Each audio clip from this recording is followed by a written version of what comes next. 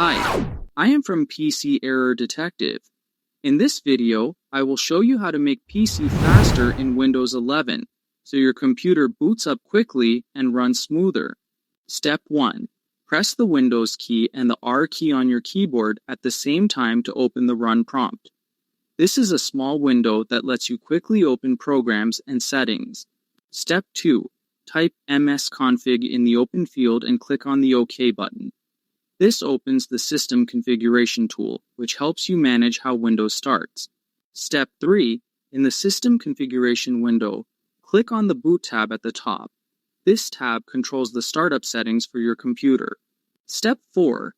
Under Timeout, change the default time, which is usually 30 seconds, to around 5 or 6 seconds, and click Apply.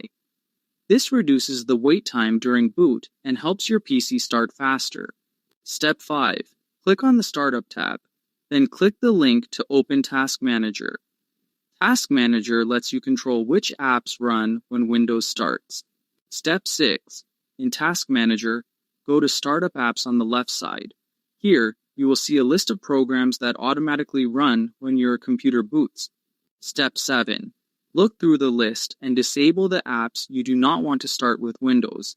Make sure to leave important apps like antivirus or VPN enabled for security. Step 8. Close Task Manager and click OK in the System Configuration window. This saves all the changes you just made.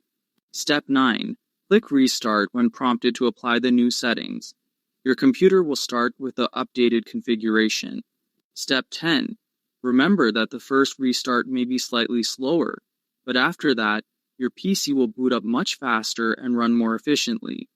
Thanks for watching, and don't forget to subscribe to the PC Error Detective channel for more tips.